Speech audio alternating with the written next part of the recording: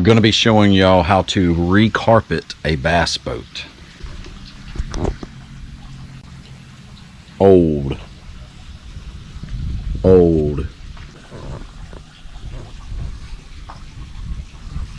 I'm going to show y'all kind of a step-by-step process and what you need to do, how you need to do it, and some tips to make sure that it's done correctly, the grains laid the right way, the proper amount of adhesive, things of that nature.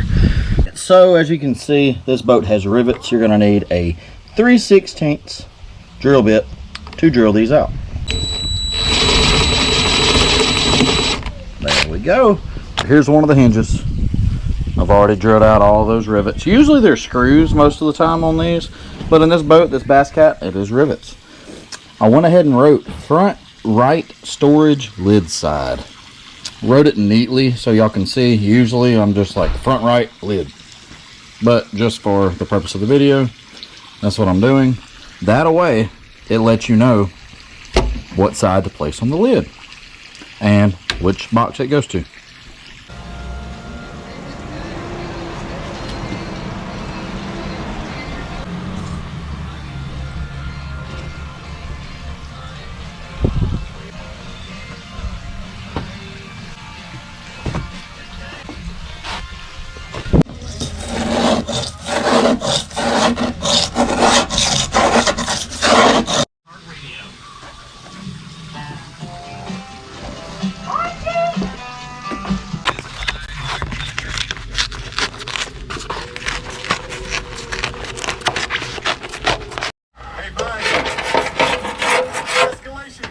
Sorry.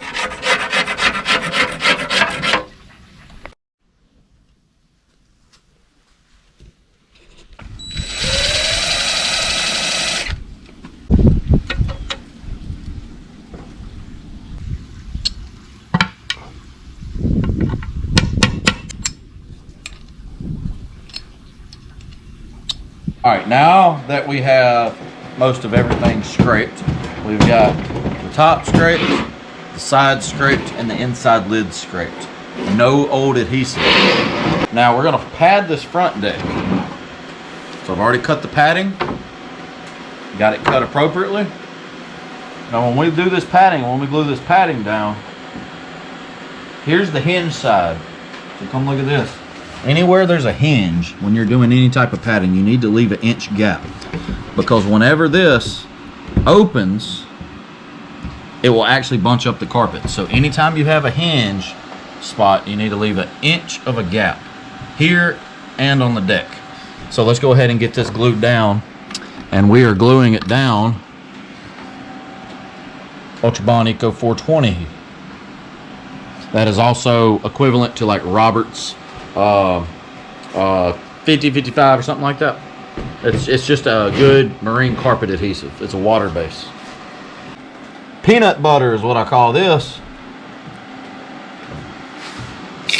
When you brush it on, don't need to be big and thick like that. Need to put it on where it covers the entire surface and leave some trowel lines in it. Too thin would be like this. That's too thin. It's not enough adhesive. So you want it kind of laid a little thicker with trowel lines in it. I'm gonna do this. All right, now that you got your peanut butter on, we got the pad. You see this part of the padding? This is the top. The little fuzzy side's the bottom. And look, don't push this down too hard. Just kind of barely lay it on there where you can adjust it. Just kind of slide it over. Slide it over.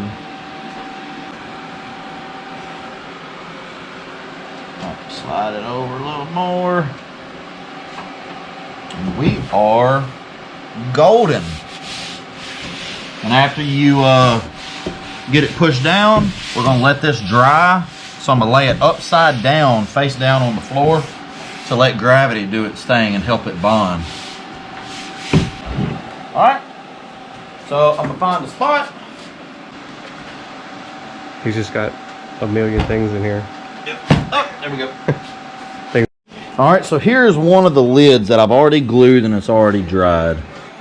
You draw an arrow pointing towards the front of the boat. Anywhere towards the front of the boat. That means toward the bow. We're going to draw an arrow toward it. Okay, that's how we know which way to lay our grain of carpet. And I'll get to that in a minute. RFS means right front storage. So that way we know which box it is. All right, so that's one is ready for carpet. But we'll do that later. Let's get all this padding done. I saved the template of the cockpit of the boat and ran an outline all the way around. As you can tell, it's kind of dirty because that's where the old carpet was laid. What I'm going to do is I'm going to cut around this, and I'm going to give it about a 1/2 inch. It come out whole, but I'm still going to cut a 1/2 inch wider just to give me some playroom. So if there is a mistake made and maybe some of the carpet off the old template come off, that gives me some room for error. I don't know if you can really see. There's the Sharpie line. And then I cut it out. And then I always put the arrow right here, the arrow pointing towards the front of the boat. That keeps the grain line going all one way.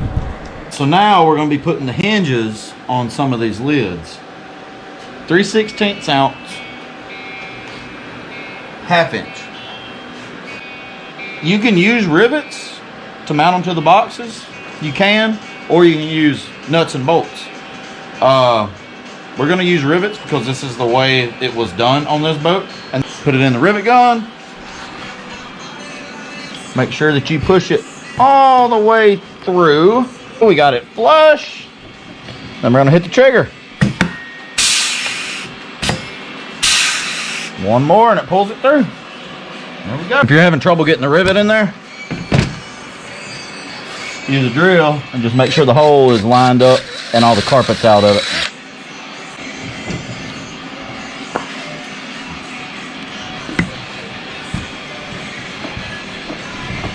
Kind of give it a little wobble. Now that we got the hinge on, I'm going to show y'all how to properly mold these edges. Soldering iron with a tip. Like, look, see right there? So you're going to open this up and you're going to melt the ends together very carefully. Just keep going, and then while it's still hot, pinch it. Burn yourself. Hold it for a minute, and it is warm. But what that does is that mends the edges together. That means the backing on this side and the backing on this side is now connected. And then you kind of fluff up the ends. You can get some scissors and trim it however you need to. But now it is molded together.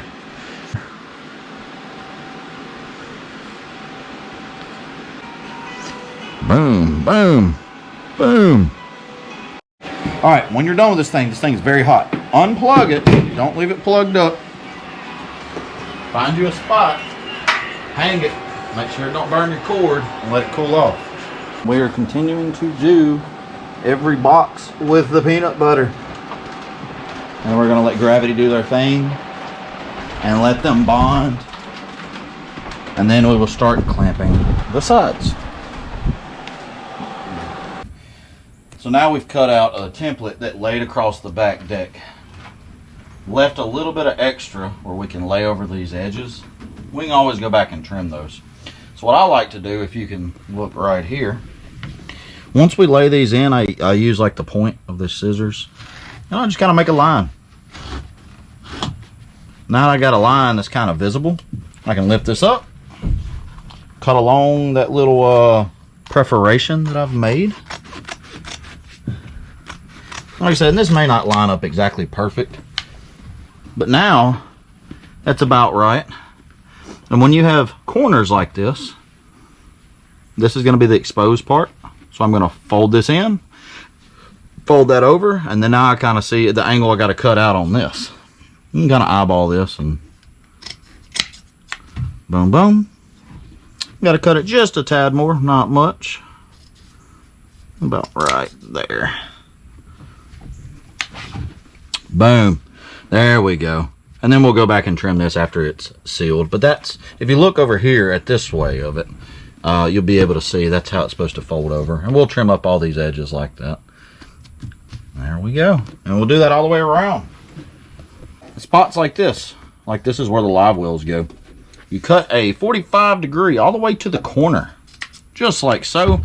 And when you lay this in, you just got to make you a little triangle piece to glue in right there to make it full. And we're going to do the same thing with this lip here. We're going to use the tip of these scissors. Kind of just make a perforation line all the way down it. That'll let us know where to cut.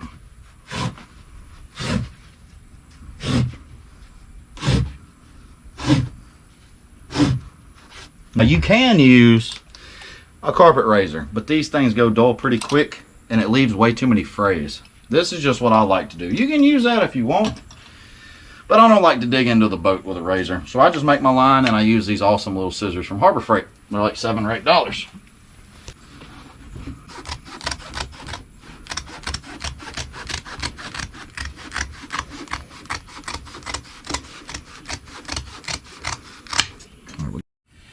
Alright, so now that we had all this template cut out, now we roll it from one side back.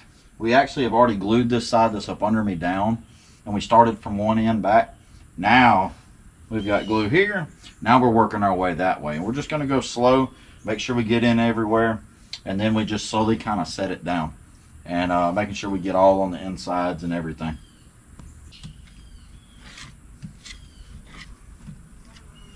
All right, now we got this padding.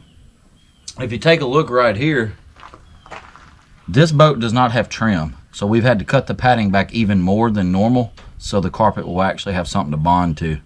Now, if it had trim, you would only want to be about 1 inch cut back from the edge.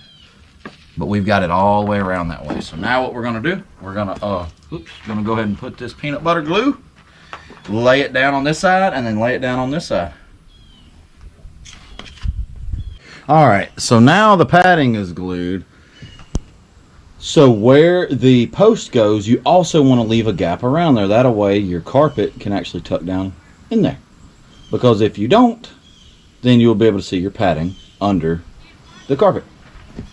So we're going to let this get a little tacky, and then we're going to put our carpet on top. Now, the edges. All right, so we've been at it for about 5 days.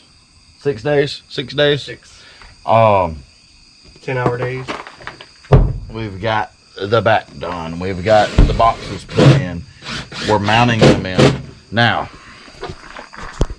we have got to go back. Because this boat has no trim, we have to go back with a soldering iron with a sharp tip and carefully straight edging. All the way down that side, down that side, down this whole side. You got to do it all the way around because there's no trim to tuck under. So earlier, you see this little groove? Let's see if you can see it. It's this little small step down. That's where the padding stops. Padding stops here, and that way the carpet will have something to grab onto. So I've rigged up this, a little 8-pound weight with some grooves cut out in a wasp cap. Reason being, I had to cut out the padding around that. That way it would sit flush. And he almost cut his finger off. Yes, and I almost cut my finger off. I got a Band-Aid on my finger. But yes, that worked perfect. Little wasp cap with grooves. That's awesome. To finish up tomorrow, all we got to do is the floor and singe the edges, put back in the hot foot, put back in the drain, and I've got him some new bungee straps for his rod savers on the front. We're gonna wipe it down really good with some 303 speed detailer. Man, I think that's it. So we will see you tomorrow. So now we got the carpet laid in. We've got everything singed. I'm about to put the new rod straps on. We've got the floor laid in. We've got the carpet tucked under with a carpet tucker. We've got the seats back in. And we've got everything completed. Now this was just a really quick video. Not super detailed, but it kind of just shows the whole project from front to the end, from beginning to end.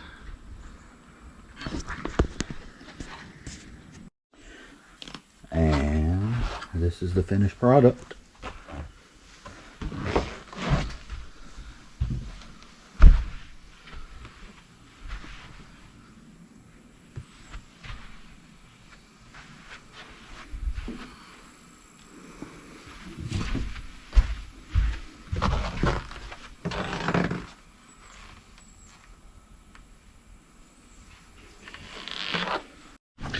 Well, that took 6-7 days. 6 days. 6 days. Was on it nonstop. So that's pretty much how we do it, you know. So Not too bad. No. Pretty easy. all right.